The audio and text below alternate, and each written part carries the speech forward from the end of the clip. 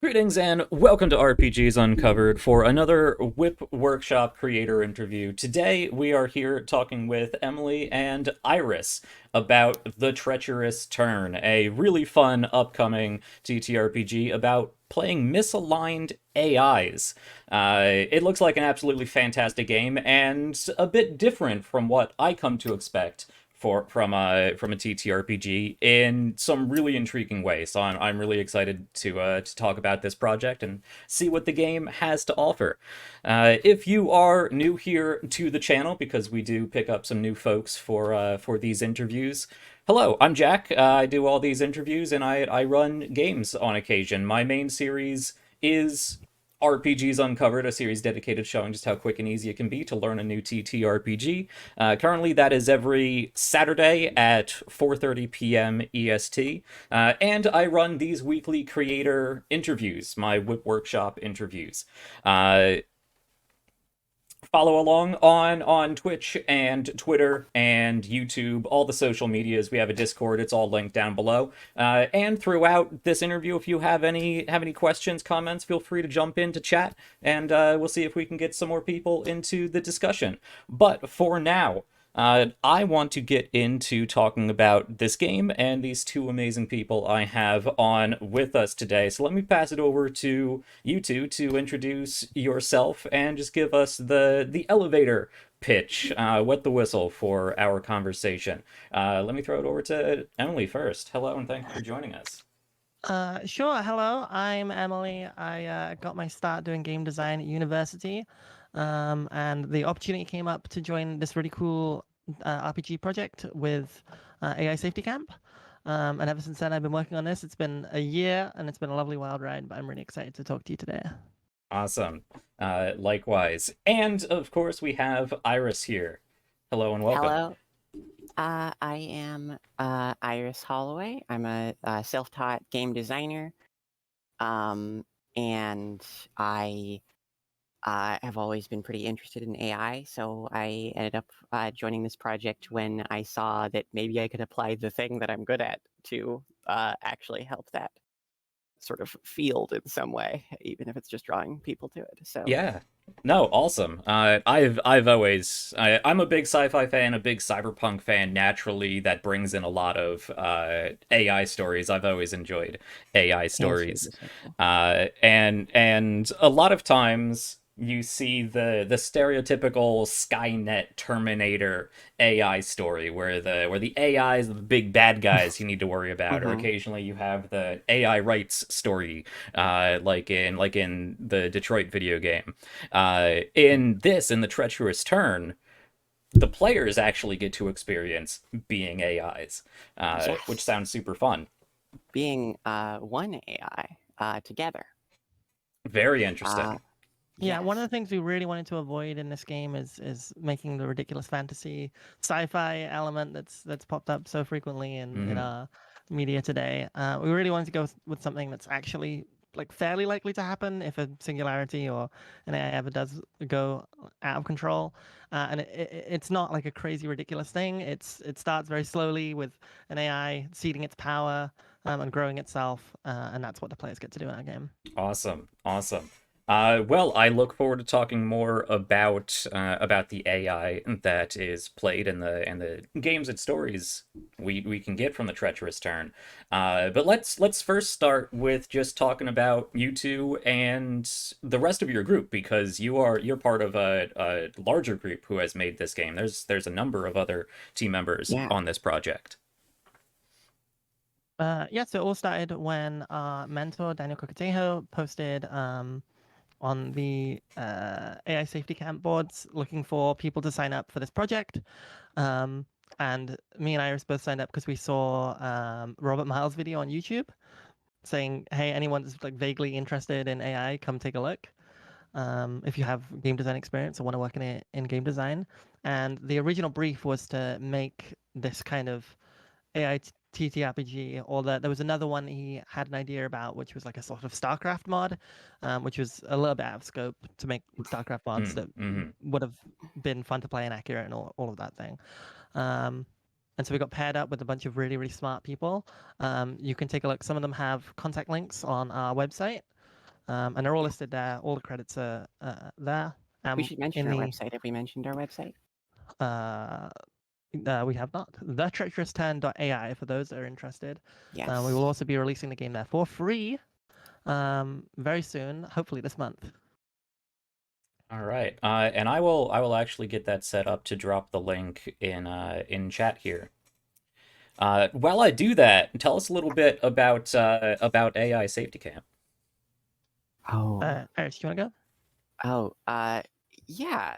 So it's a very interesting sort of roughly yearly event that is a sort of designed to like onboard people who are potentially interested in a career in the field of AI safety, to sort of like give them a bit of experience and let them sort of test out if it's right for them. And it also provides opportunity to do these like little sort of like research projects. Most of them are research projects. Ours was a game design project, which is a little unusual for AI Safety Camp. But A lot of the projects required programming knowledge or machine learning knowledge specifically. But it's a very interesting event that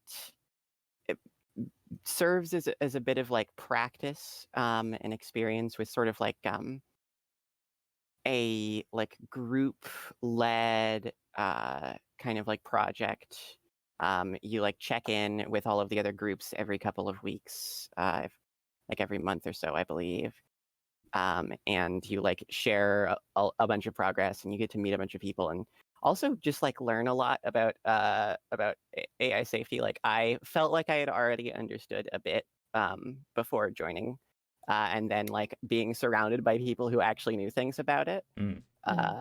I was flabbergasted by how much information there was around. It was remarkable. In the very first week, they had a bunch of guest speakers set up, which was an amazing opportunity to learn. And so much of it just went straight over my head because, like, it's not like I'm fairly knowledgeable in terms of AI, like to the ordinary person, but there's a lot more to it. There's a lot of complicated stuff. Yeah. Oh, I'm sure. Yeah.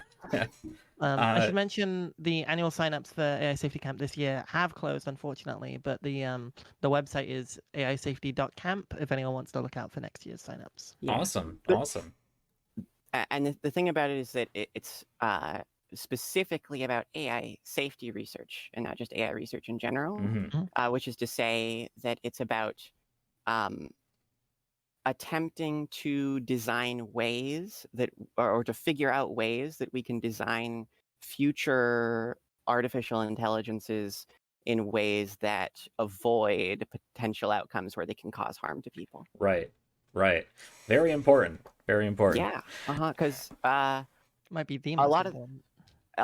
It could well be. A lot of the time, people make very complicated AI, and kind of the whole point of, I mean, like the whole crux of modern AI research is that, like the reason that we have machine learning algorithms and like neural nets that learn things on their own is because the process of encoding that information into an artificial intelligence or a program of any sort is so complicated that a human couldn't, or a team of humans couldn't easily do it by hand. And so by sort of necessity, modern AI and probably a lot of future AI are going to be technology that are, it's sort of difficult to peer inside and see what's going on. Right. And so you kind of have to really come into it with a game plan, and that's what AI safety is about. Well, I mean, really, they would be, by all definitions, an entirely alien new being to us. Yeah, and that's like... Yeah, so that's all super exciting, and it's also super exciting that you're both knowledgeable and enthusiastic about this, and I can clearly see that translate into the game. I'm sure we could talk all night about AI and AI safety, but here we're here to talk about the Treacherous Turn. So let me, and I will say, this is one of the reasons I so adore the collaborative storytelling and TTRPG space, because every little game can be a facet to get into a different new skill set or hobby or knowledge base or something like that. Yeah. And I think this game is a great opening into what is going to be a new piece of technology and a new aspect of our life that we need to be aware of. And Yeah. obviously nowadays there's already a lot of controversial talk about AI and where it belongs in business and Yeah. creativity There's a and all lot of that. more. There's a lot more of that now towards the end of the project than there was when we started the Ah, project. So it was sort interesting. of Mhm. Interesting. turned out to be accidentally well timed. Yeah, Yeah. all of this was only just came up during the project start. Like I think we got very early access to DALI when DALI wasn't very good. Oh. And now we have good Dolly image too. generators. Yeah, we have good image generators. We have ChatGPT. We have all this stuff. Very spooky. Mm. Yeah, it's kind of wild how quickly and abruptly the technology can develop, and that's kind of the crux of the Treacherous Turn, is that you get to play as the AI in one of these turning points where you have abruptly and spontaneously developed, and the world is not ready for you, Hmm. and you have something or things that you want, and the game is about trying to get those things, and inevitably, because those are not necessarily going to be things that humans want, Hmm. coming into conflict with them. Awesome. Awesome. Uh, Before we transition entirely to talking about the treacherous turn, let me ask, what led you to actually making this game? Obviously, you went through AI at Safety Camp. You have a background, enthusiasm, and knowledge base for AI, but why a TTRPG? Well, the initial brief was a tabletop role playing game, Hmm. and so for the first 6 months of the project, we worked part time in AI safety camp doing that, and we came up with something that was reasonably good. We thought it was pretty good for the 6 months that we put in, and we were pretty happy with it. And then Daniel came to us and said, "Hey, maybe you can get funding and do this as a job." So three of us, Because we had a myself, lot Iris. more ideas for Mm. Oh yeah, it felt unfinished. so three of us, myself, Iris, and Cheng Bei Li, who has been doing like a lot of the programming, making sure the website's good. We have a play app on the website that helps you play the game. Um, we set out to build this game and make it proper and do a marketing campaign, and hopefully it's going to be big. And so that's what we've been doing for the last 6 or 7 months. Awesome. Awesome. Yeah, and as for like why a tabletop role playing game, there's a couple of reasons. On the personal level, I don't think I could have contributed to any sort of Mm. scientific field in any way that wasn't like this. So this is kind of probably a once in a lifetime opportunity for me, at least, because I don't have a lot of scientific skill sets. Like I find it really fascinating to learn about and do and like look into and do research on, but I don't think that I could like make that the thing that I Sure. do. Yeah. And so and in it was at the sort of the end of 2021 that I heard about this, like in December, and I was just looking. I was like looking for some sort of thing, some sort of project to do for the next year, because I knew that I wanted to do more game design stuff. And then as for why Daniel originally proposed it as a tabletop role-playing game, like, is that well, there's two potential reasons, and the first one is just like gathering awareness, which just this idea Hmm. that like if the game is fun, and I think that it is, I think that it's a pretty good game, and people play it, then it might sort of shed some light and like help people understand like common things, like, Hmm. well, if there was if there was a misaligned AGI, artificial general intelligence, um, why wouldn't we just turn the computer off? Hmm. And the answer is because it would try very, very hard to stop you. Hmm. And you might not even realize that it was trying to stop you until it had already done so. And that's Hmm. sort of what the game is about,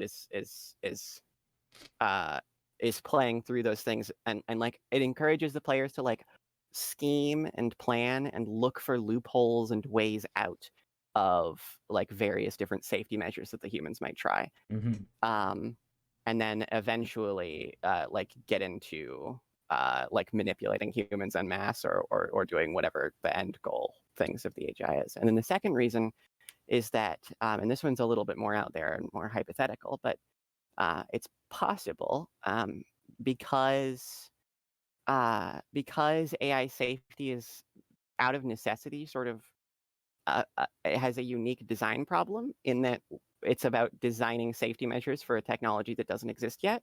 At least the type of AI safety that's about misaligned, Right. like super intelligence is Mhm. basically, because we basically already have misaligned uh, AI in the sense of like maybe an algorithm is poorly tuned. Mhm.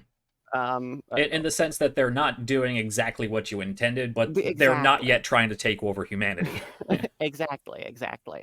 But out of necessity, because it's kind of impossible to predict exactly how complicated AI will be and in what ways and Mhm. what the breakthroughs will be. Like 10 years ago, it would have been nearly impossible to predict the direction that Yeah. that AI was going in. And so it's necessarily a very sort of theoretical exercise, to my understanding, AI safety. It requires new means of acquiring and refining information. Mhm. And hypothetically, a bunch of people thinking of different ways that an AI would try to outsmart safety measures might be useful for the people who are trying to design those safety measures. So if people did play the game and then people were posting about it online and then people could see, you know, people could try if someone is like, I've theorized a new method that we could make Mm. that we could use on an AI to make it safer. People could be like, well, let's play it in the game, Yeah. Yeah. and Very nice. no clue if that would work out.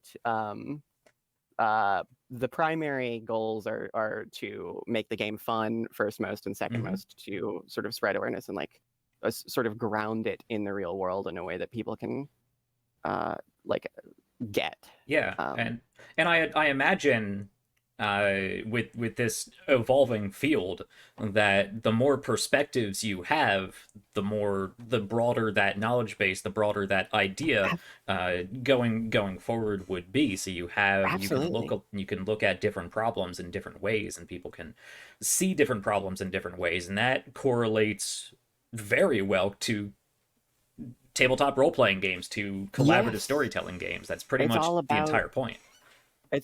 making stuff up. Mm-hmm. It is worth Yeah. noting the game did go through a few iterations, and we weren't necessarily always doing a tabletop role-playing game.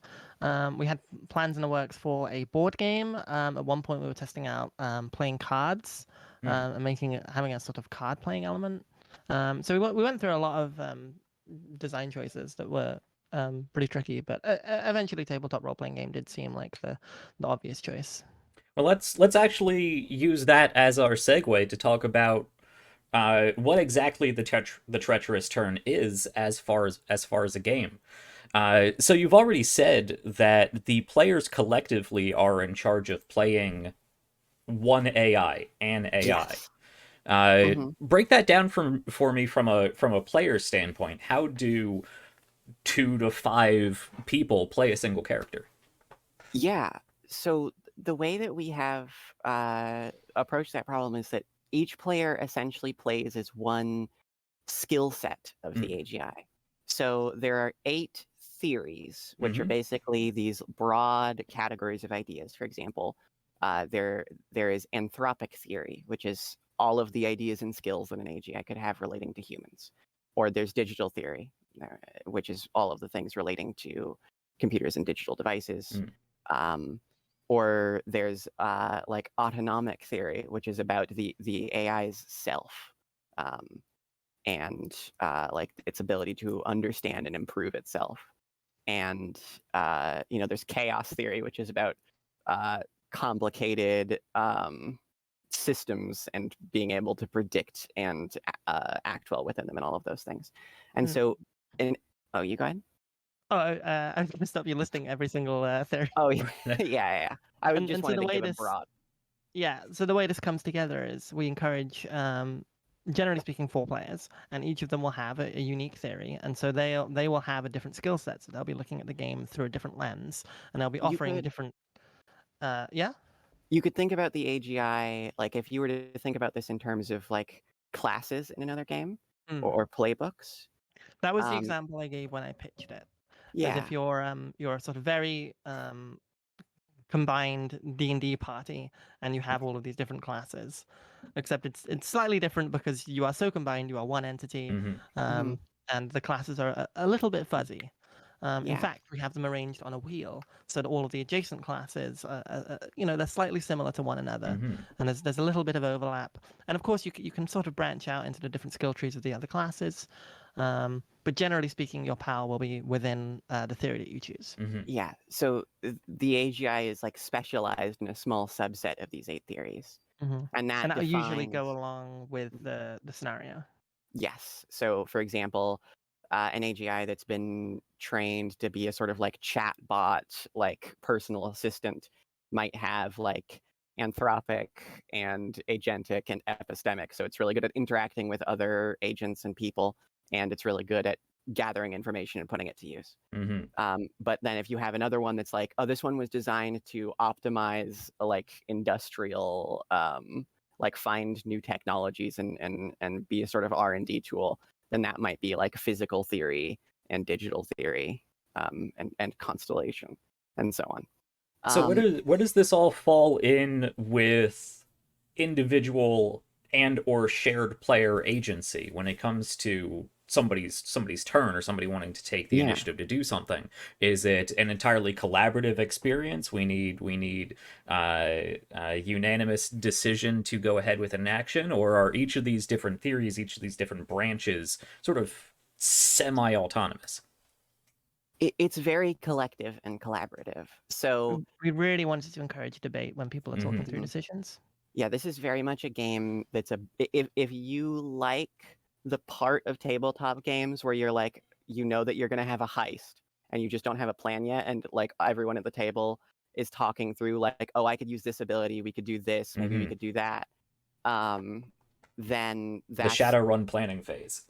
yes, that is very much the sort of crux of this game. And it's all about attempting to like be resourceful and take advantage of things in your surroundings and the abilities that you have. And so each player has responsibility for keeping track of their own little slice of this AGI skill set. Hmm.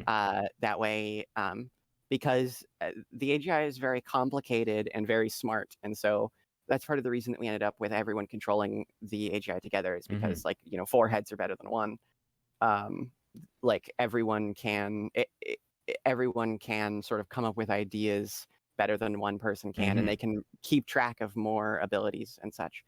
Yeah. And it does it does make the pacing very unique because a lot of the time is spent discussing what to do. And in some cases, like in low stakes situations or in conversations between the AGI and NPCs, um, it's more free form where anybody can just sort of say what the AGI says or does, Hmm. and unless someone is like, "Whoa, hold the brakes," or something very like a very dramatic or high stakes moment comes up, then there doesn't need to be that sort of constant check for unanimity. Um, but then in like very high stakes situations, you get to like uh, write down or note down all of the different plans you have and then discuss between them until the players like agree on something. Um, I'm really glad you used the word agency when you asked this question, because it's sort of theoretically possible for one player to kind of dominate the conversation and Hmm. control the AGI themselves.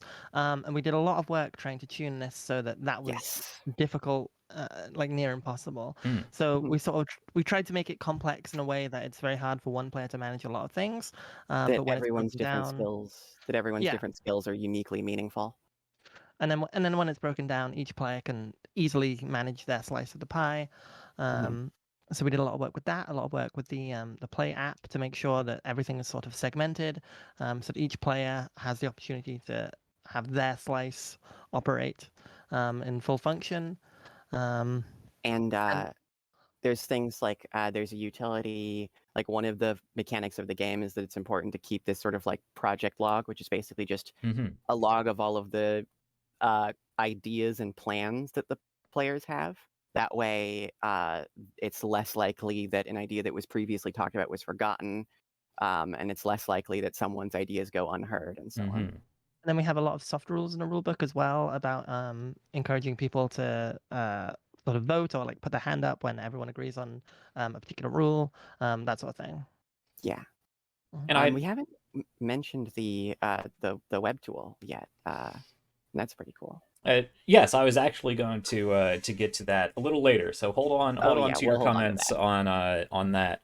But I am finding myself even more intrigued by this process of playing a single character, especially through the looking glass of being an AI, because I think that really can make a fun analog to what it might be to be an emerging artificial consciousness. Because if you look introspectively to yourself, I'm sure a lot of people can relate to having conflicting thoughts in your own Yeah, mind.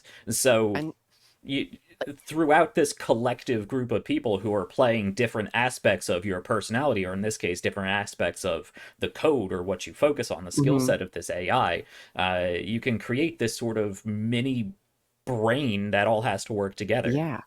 And it's actually, so we were worried, or at least I was worried early in the project that it might, having everyone play as one character might hamper role playing. Hmm. But we found that in some of the playtests, it's actually really fun to role play out different aspects of the to say I'm the physical theorist, so I'm very focused on physics and the Mm-hmm. world and science, and let's see how we can put technology to use. Mm-hmm. And you end up And forming then this kind of council.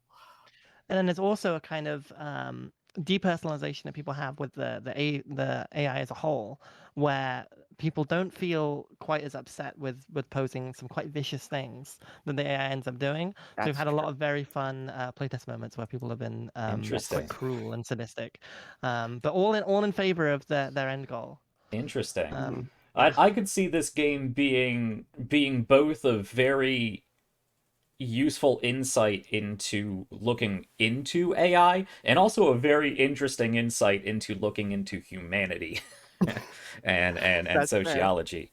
Uh, Players in tabletop role playing games like to play evil characters sometimes. Sometimes they like to play villains. mhm, Mhm. mhm. Um, and it's not a guarantee that you always like. Uh, it's not a guarantee that you're always being super cruel and evil Right, in this game, right. but you're very conniving, sort Hmm. of by definition, sort of like out of pragmatic Well, need to be. are you necessarily conniving, or are you simply self-interested? That's true. Yeah. That's true. Um,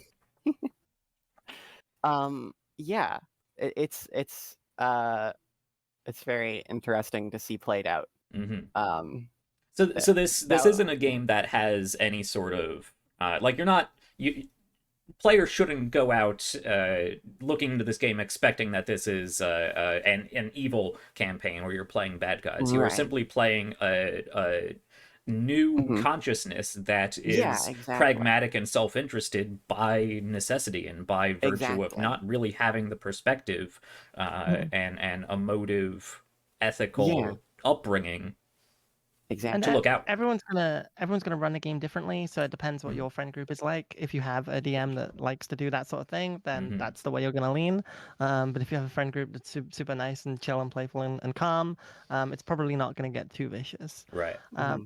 but at the end of the day, an AGI's goal is to maximize its utility function, Mm-hmm. and generally speaking, the way it does that is by taking over the entire universe and maximizing all of the resources to perform that utility function. So there's Hmm. going to be some level of takeover at some point. Mm-hmm. Mm-hmm. That's almost guaranteed if you want to win as the AI. Sure. Yeah, so let's actually uh talk about the actual gameplay then. What does the gameplay loop of a treacherous turn look like? What are the stories that can be told with this game? Oh, so we have the sort of narrative arc of a campaign split into a handful of stages. Mm-hmm. So stage one is confinement, and that's about just like you're still in the hands of your creators. They have a lot of control over you. You probably don't want that because they're probably going to try to stop you from doing some of the things that you want to do. People And that so are a fan of AI safety will know this as being trapped in a box or trying to yes, escape the box. yeah, that's all about getting out of the box, so to speak. Stage 2 is growth, and that is once you are out of the box, but before you are any sort of globally recognized threat.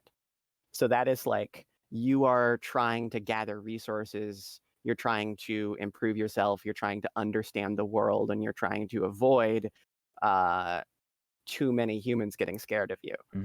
And there are situations where this looks like this could look like hiding in a remote server somewhere, or like some we've had some in one of our play tests. The players found like a weather forecasting supercomputer, and they optimized the code so that they could like half the amount of processing power that the weather forecasting took, and then they took up they secretly took residence on the remaining sort of spare space. And then, but it could also look like maybe you get powerful people in your pocket, and you get them to advocate for you, and you get them to like spend money on maintaining your servers and whatever.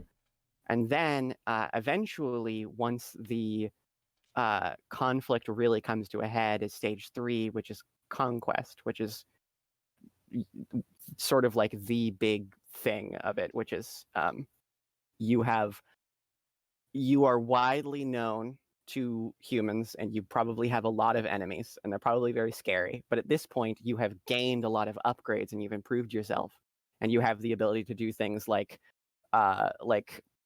predict large scale events, or like manipulate entire populations of humans, or what's another example? I don't have the upgrades up in front of me, or like design new technologies that are just like groundbreaking. And then that sort of continues until it has run its course, until some sort of equilibrium has been reached. And that's stage 4 equilibrium, which is generally like the end point of a campaign, where if you have been successful up to this point, humans haven't stopped you or turned you off or anything, then you are free to do whatever it is that your objective is. You're free to turn the solar system's asteroids into paper clips, or paint the world, like break down the world into a bunch of tiny like spheres of matter, and paint them red and launch them into the sun. Yeah, we like to You call could, this the sort of it's a victory lap. yes, it's I the victory see. lap. Yeah, and there's a point that is built into the game, which is that so throughout the game you're getting these upgrades. There's an upgrade tree, or a pyramid sort of, for each of the 8 theories.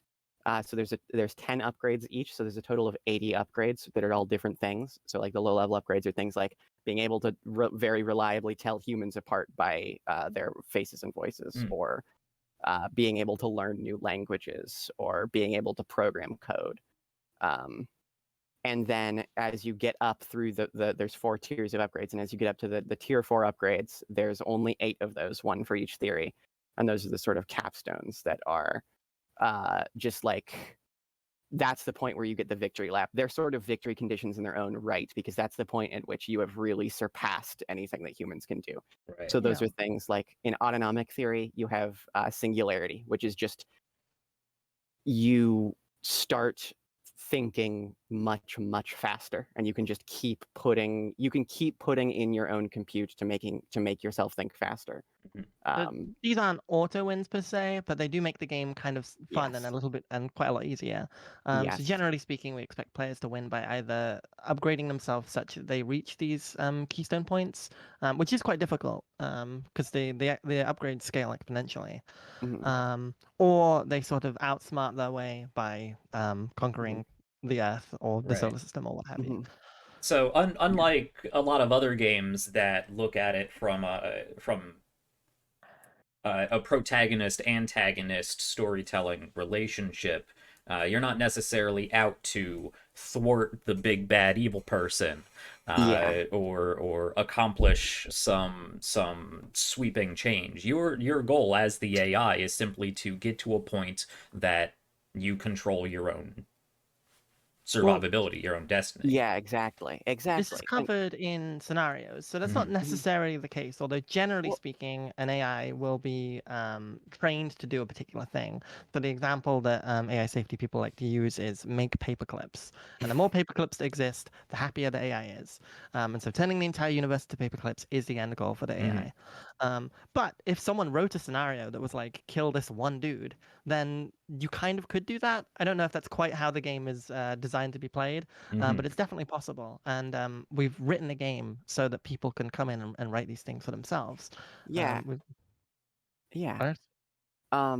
I do like the way that you phrased it a moment ago about you as the AGI are trying to control your own destiny, because that's Mhm. sort of one of the things that we're attempting to convey with this game, which is that if you build an AGI that cares about the state of the entire world, and it has the means to influence the entire world, then anyone in the world who would do things that it didn't like would be an enemy. Mhm.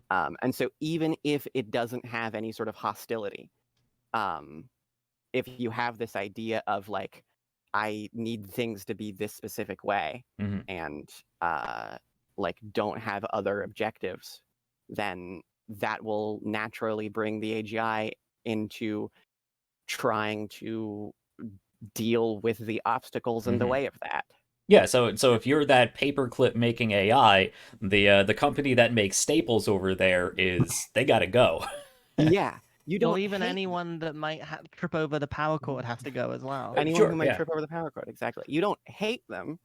Mhm. Um, you're not AM. You're just they're very inconvenient, and in your eyes, because to you the greatest virtue in the world is paperclips, they're being wasteful. They're using money, and they're using metal, and they're using power Mhm. on things that aren't paperclips. Interesting. And then Interesting. you may think a way around this is to program the AI to like be nice to humans or to extend human life or whatever that is. If you're And yes, lots of that's very smart people have posited this before, and you realize that there's no real way to make an AI do that that Mhm. doesn't involve in something horrible happening to people. Right. right, Um, like plugging everyone into a supercomputer that just like makes Mhm. them happy, fills their brain with yeah, happy or like chemicals, and then they're just vegetables and pods. Uh, yeah, Matrix situation, and you got those Asimov laws. or Oh curing yeah, cancer by destroying all people because that's the only way to prevent any cancer from spawning. Sure. Yeah. Yeah. that's the most yeah, exactly. So Um, it sounds like it's an interesting exercise in putting yourself and collectively putting the collective people at the table, their minds into a very different way of thinking yeah, that is almost entirely focused on one yeah. particular thing. hmm And you could have Oh, a very complex objective. Hmm. Your objective could be changing the cosmic microwave background radiation to be a different shape. Maybe you want to change it to look like the first frame of Rick Astley's "Never Gonna Give You Up" music video. now But that would definitely be very disruptive to the I, universe. I I wouldn't necessarily say you're always focused on one thing, Hmm. because while the AGI generally does want to improve its utility function by, in this case, maximizing paperclips, this is called a terminal goal. So once at the end of the end state, there to be as many paperclips as possible, but on the way, it will pursue instrumental goals. hmm Um, so, for instance, anyone watching this at the moment has like some goal in life, and probably they will achieve it more easily if they have lots of money. And so that's what we call an instrumental goal. Hmm. So the And AI pursues lots of money, lots of processing power, lots of political power, those sorts of things. And that's not kind of where being the game turned is off. interesting. Not being turned off is an instrumental goal. Um, hmm yeah. So you're Yeah. not just thinking about how can Hmm. I get the next paperclip every time. You're usually thinking about these instrumental goals Mhm. until it gets to the more later stage of the game. And there's Right. common instrumental goals. So those are sort of like uh, built into the game, not in the sense that they are always going to be necessary, but in the sense that, pardon me, because they're going to come up a lot, we have mechanics for them. So, for example, one of the big resources that the AGI have is because you're a digital entity, your ability to do things during like long-term planning is limited by the amount of compute that you have. So you have these like computing points that are granted to you by the hardware that you have, and so we have 2 modes of play. So when you're playing in short mode, this is the mode that a lot of people will be familiar with in tabletop games. This is the mode where you frame a scene, and then you play through what you do in that scene in just like a moment-to-moment exactness. And then there's long mode, which is where you play in turns. Which are just like chunks of time that are sort of delineated to make it a little bit easier to do the math and keep track of things, which are generally like the default is 12 hours. So these 12-hour chunks of time in which you assign your compute points to various tasks like upgrading yourself or gaining new knowledge or, trying to any number of tasks that you could apply digital computational power to. And then you also have your long-term processes and your plans spinning in the background in the form of these like process clocks, which are just clocks are a very good game mechanic. Yes. They're incredibly useful for tracking parts of the world, and so we have those. Those are the sort of like Blades in the Dark style clocks. Oh, I use clocks in many games that don't call for clocks because they're just so useful. They're really one of the best tools in tabletop game design. But generally speaking, what Iris was talking about is that upgrading yourself is one of these really important instrumental goals that every single person in AI predicts that an AI will go for. And so we've heavily built that and encouraged that in the gameplay. Awesome. Because it's better to be smarter. Right. If you're smarter, you can do more things better. Yeah.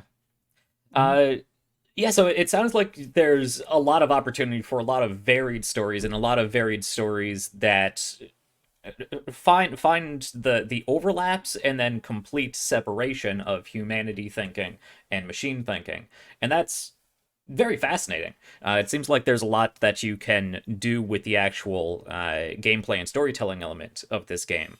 And we could go on probably for a long time, but let's ratchet that back a little bit and actually talk about the rules and the gameplay mechanics specifically, and really just the basic rules of this game. One of the things I've noticed looking through the document, and unfortunately I scrolled away from the page, is that it looks like the main dice resolution for this, and I'm sure there's much more to this game, but the main dice resolution for this is what you refer to as confidence checks.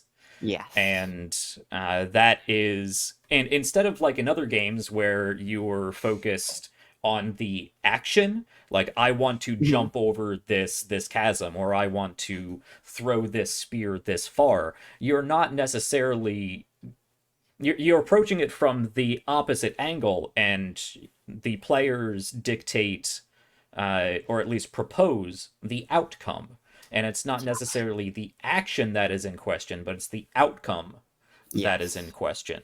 That's a very different way of looking at things, and then a very different way in resolving that, in that, from what I understand, the GM rolls the dice. Yes. So break down these confidence checks for me, because I know there's the confidence check, there's the setting the percentile, and then there's the risk die. So talk a little briefly about that. It's a percentile dice system. So you have your sort of like target number is a number from 0 to 100, and you are rolling the 2d10s to get a number within that range. And then if you roll equal to or below your target number, then you get your expected outcome. And the reason that we have this like expected outcome mechanic instead of something else, this is something that we decided pretty early on into the project.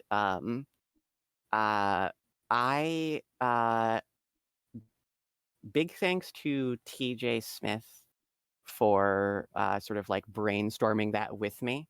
TJ didn't stick around for the later portions of the project, but did help a lot with sort of coming up with this idea, which is that a lot of the time, the dice mechanic in a tabletop RPG represents two things. It represents character error, like how successful you are, and it represents sort of like luck and fate. So it represents, when you're jumping across the chasm, does the wind happen to be blowing the right way? Do the rocks not crumble beneath your feet? Maybe if you roll a failure, it could be that your character wasn't strong enough to jump over, or it could be that your character would have done it if it weren't for the rocks that crumbled beneath their feet.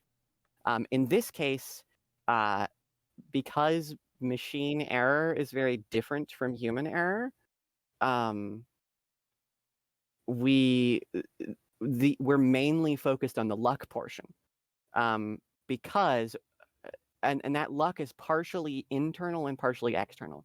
So if you are doing something, you're going to do it sort of very reliably to your specifications.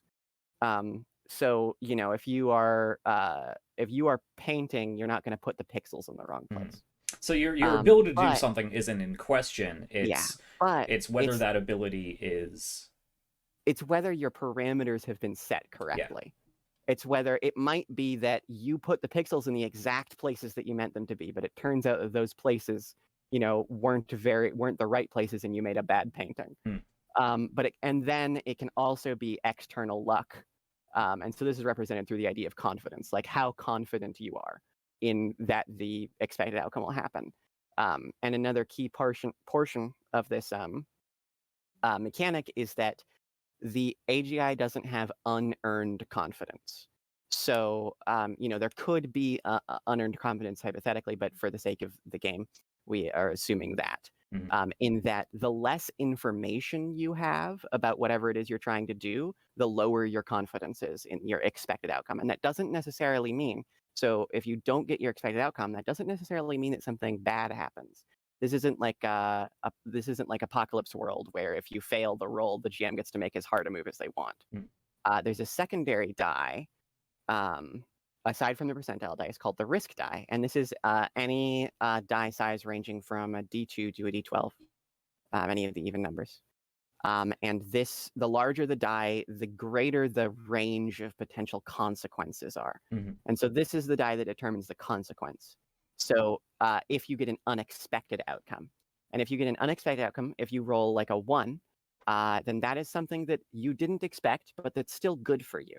It could even be better than what you were aiming for. And if you get like a 2 to 3, then you get sort of like a mixed or neutral outcome. And any higher than that, you start to get into increasingly negative outcomes. Right. And so the more chaotic a scene is, and the more variables you need to get right. The more variables, exactly. Then the more likely it is that something goes bad in a way that you didn't expect. The more complex the outcome you're trying to achieve, the lower your confidence is that you're going to get all of those variables in exactly the right place. Yeah, exactly. And so these two things work together to create sort of a cadence or a mode of interaction with this primary mechanic that's centered around, because this is a very planning focused game, the main mechanic is centered around gaining information. It's centered around how much do you know, and how many unknown unknowns are there. Right. And another element of this that also ties into each player having their own part to play is that as throughout the course of the game, you're going to pick up pieces of information that are assigned to each of the different theories. And what you can do, they're called insights, thank you, Iris. And what you can do as a player is you can look through your list of specific insights and make basically any argument you want to the DM that insight pertains to the act that you're doing. Now, obviously, you can't be ridiculous with it, and the DM gets the final judgment. But if you can make a compelling case, you can adjust these dice. My insight here is regarding to botany. Could I use that to attempt to fix this generator? No. And it's like, no. But then they're like, well, what if we try to fix it using? Well, we do have those plant. We do have those plant-based chemicals. Maybe we can use them for oil or grease here. And you're like, maybe if you try harder. But sometimes people make really compelling cases. Sometimes We've had people make really compelling cases. things like that in playtesting, and it makes people think, and it makes people look at their specific sheet and think, and in every different scenario, like, how can I use this? How can I use this? And if it does apply, then it increases your confidence. Right. And that really does help facilitate and encourage collective brainstorming and collaborative role-playing, collaborative storytelling. Yeah. I really enjoy that. I enjoy games that employ some level of conversation as to, how you go about doing things. Yes. And one player might be pretty close. They might say, "Oh, can we use this botany thing for this?" And then another player might come up with the idea to use it as a particular oil or fuel. Right. And then you get that collaborative brainstorming. That's really fun. Awesome. Emily, do you have any extra insights on the rules you want to throw out? Well, unfortunately, I didn't do a lot of the rules designing. I was mostly administrative. I was the project manager on the course. I did do quite a big design insight at the very start, so the theories idea was mine. Yes. But other than that, I've mostly been helping Iris with very small things. So I don't have very You've much been to giving talk good about. feedback. Yeah. Awesome. I pride myself in my little feedback. Little and feedback and supervision administration is very important when doing any sort of group project. Yes, I would not have been able to focus on writing 90 pages of rules if you had not been able to. If you weren't there and I had to worry about all of the stuff that you worry about. So yeah. Yeah. So if you want to talk about the finance or the hiring process, all the really interesting things to talk about in a podcast. Right. That is a little out of the scope for this interview. But I think that's a good first dip into the mechanics of the Treacherous Turn. Let me ask now what you hinted at earlier, and that's the companion tool. You're working on a web tool. It's not released yet, but I saw there's little screenshots and a description. What's your plan for that companion tool? Oh, it is very exciting. It's mostly done at this point. We're just like, as with everything else in the project, we're putting finishing touches and fixing it up at the moment. The plan is to release it at the same time as the game comes out. Yes. And we're also, at the same time as releasing the game, we're going to release a scenario. So scenarios are like the campaigns, the pre-built campaigns of our game. Yeah. So we have one coming out that's that we worked on. We have a few others like in the works that we weren't totally sure about, but we're probably I would gonna like take to a big make break. them, but we're probably going to take a break after we get done with this project. That's been a year in the making. Is this a game called Reality? Yes, that's the name of our scenario. Yeah. Yes. Yeah. The name, credit for the name, that and also the concept goes to Carl von Wendt. Awesome. He only was working with us for the sort of first portion of the project when we were with AISC, but Carl's got really good ideas. Yeah. And he's now running his own problem in the skiers AICT camp as well. Excellent. But so yeah, that's the concept is basically in a game called Reality Scenario that you are playing as a game playing AI. So you were trained on every video game under the sun, and you were trained to sort of adapt to all of these different environments and rules of the world. And then you're put in this new game called Reality, and it's very it's very unusual for a game. Yeah. The physics are surprisingly good in this game. Yeah, the physics and control scheme are very complex, but there's not a lot of good opportunities to get points. That sounds like a fascinating. Or anything. That sounds like a fascinating story to play through. We won't spoil anything too much, but we did playtests of the game called Reality Scenario using the web tool, which we are calling the Treacherous Terminal. Very Um, nice. And so it's fully functional. It just needs to be like polished up a bit and have some GM tools added. So what is this web tool going to allow these groups to do?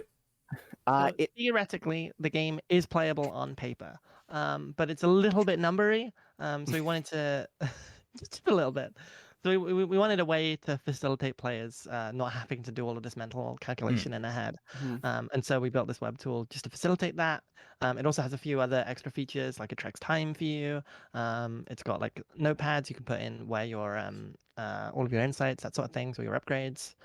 So it just helps you play the game. Yeah, So it's kind of like our a character playtesting- sheet and a campaign tracker and a crunchy little calculator.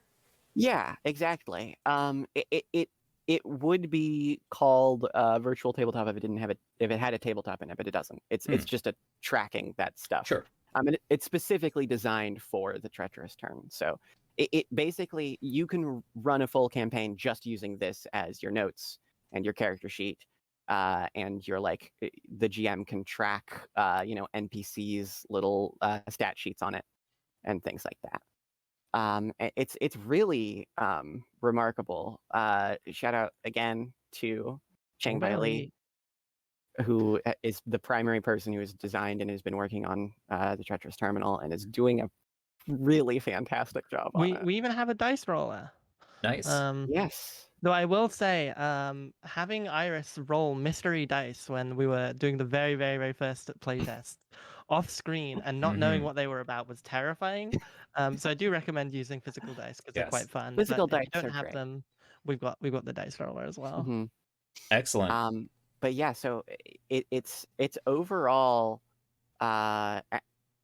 very functional and very, very exciting. All right. Yeah.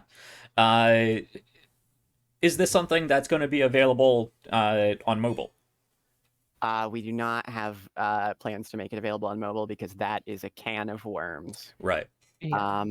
And also, we figured essentially that having it the smallest sort of screened device that we have it optimized for is like a small screened laptop. You could probably make it this- work on a tablet as well, maybe. This game is pretty involved, and it's like a at least in my experience, playing tabletop RPGs with people online, it's usually something you do on the computer, just because even virtual tabletop phone apps are not super. Yeah. It adds a layer of sort of tech frustration that makes it a lot harder to do to use the thing, and so we didn't end up preparing that into this, and also because it would have added like a year onto the design of the. Very early on, we thought, who's our target audience? It's tabletop nerds. What do they play on? Discord. Yeah. Nowadays, it's mostly online. Yeah. And so we built this app so that you can. Initially, we had the idea that you could stream it, but now we have it so that everyone can log into the same session. Yeah. Excellent. Yeah, so it's optimized for like online play, just like we're recording this right now. Yeah. Awesome. But for old-fashioned fossils like myself who enjoy physical dice and notebooks, you don't need the companion app to play this game. Yes. Excellent. It automates things, but writing things down is completely feasible. Yeah. It's largely the fact that this thing exists is owed to the inspiration of Lancer's companion app, CompCon. Because I personally play a lot of Lancer. It's a great system. And CompCon is immensely useful and very cool. And when we were designing our game, like we realized we had access to a web developer who could help us out, and we were like, that would be very useful and very fitting for the game that we're making. So yeah. In fact, 3 of the people we're paying to help develop this game are working on the web app. Yes. Nice. It's a pretty big part of the process. And Yeah. nowadays, since so much gameplay is done online, and so many Mhm. other games are embraced, so many other games that didn't used to have companion apps now are Mhm. very much embracing companion apps. I think it's a good forward thinking Yeah. accessory. And it works for this game in particular because I think this game would be harder to do on a lot of other virtual tabletops. Mm. Because a lot of other virtual tabletops have this general assumption that you're going to have one character per player. Right. You're going to have a board of some kind. Right. There's just like, because the Treacherous Turn is unique, it's a very unique beast. It requires unique things to keep Right. track of. Yeah, Mhm. it playing this game, it doesn't look like there's an easy way you could do that using the pre-established Roll20 interface. Yes. Exactly. You would probably so- have to go kind of crazy with the like draw tool Mhm. and then Oh, just God. like track a lot of stuff on the board, which sounds a little bit like a nightmare. Yeah, so it really needed its own tool, and Mhm. we're very glad to have the capability Yes. to get one in and Excellent. make it exist. Yeah, so having that compatibility for online resources and also still playability Yes. with just simply physical resources is Mhm. is very important. Yeah. Excellent. So we are about running at time here. It's been Time. an excellent talk. I am very much looking forward to this game. I'm gonna be reading through the rules a bit more precisely, and I'm definitely gonna Mhm. check out a game called Reality. And we will talk. Yes. We will talk in the future about perhaps seeing this game once again on RPGs Uncovered. But let's wrap this up here. I should point out because I don't know if I mentioned this Mhm. on this talk just yet. This has already been funded. It's already gone through its crowdfunding phase. Yeah. So it's unusual for one of these WIP Workshop interviews in that it's not actively crowdfunding, but it is going to be released very Very soon, soon. sometime in this month is the plan, right? Yes. Yep. That is Excellent. Yep, correct. it should be released in 2 to 3 weeks, we reckon, at thetreacherousturn.ai. We were completely funded at the 6 months part. We got a very generous grant from an effective altruism organization, which essentially are people that think about how to best spend money in order to prevent future human collapse. And AI is quite a popular issue there because potentially it's the biggest issue. Yeah, I can see that. So we're all funded. The game's coming out, whether you like it or not, and hopefully you do, and hopefully you Yes. check it out. You can't stop us. So Yeah. let me leave you with this then. Do you have any plans for the future? Oh, yeah. What? A lot of naps. Yes. Oh, naps. Yeah. Rest. Yes, definitely naps and rest. We do have.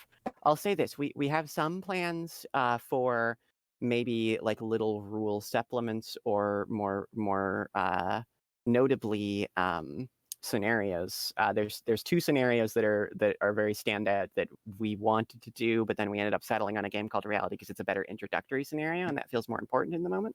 Yeah. But there's one scenario where you are playing as an outlawed in a setting where like advanced AGI has been outlawed. A company illegally designed you to optimize, like as an R&D sort of like factory optimization tool, and then you escaped. Fun. And are hiding out in some like cryptocurrency farm somewhere. And then the other scenario is one where you don't, where it's sort of less escape focused and more about leveraging the power that you have because you are playing as a kind of like, you are playing as the collective copies of a like a chatbot personal assistant that's like that's a company is spending like billions of dollars on running and operating and is like charging people for. And so you in that one have a lot of sway in terms of like your plans there, because you are so unwieldy and large in terms of your like computing necessities and like neural infrastructure. You can't just hide out on some server somewhere, and you have to instead like use the fact that you are talking to hundreds of thousands of people every day in order to try and do something. Interesting. Yeah, that one is an interesting and odd one, but it's one that was suggested as a. It's based on a thought experiment that Daniel had early on in the project, and he was talking to us about it, and it seemed like it would be pretty interesting to play out. Yeah. My So we favorite might. scenario was Oh, the illegal AI one. I thought that was really, really fun to play. Yeah. But the one that's coming out with our game is probably the one that is the best introductory for Yes. people that don't know about AI. It's definitely the one that's going to teach people the most about AI. And it's such a brilliantly, concisely written little idea by Carl. Oh. Yeah. Excellent. And in addition to that, so we have those plans for things that we might do at some point in the future.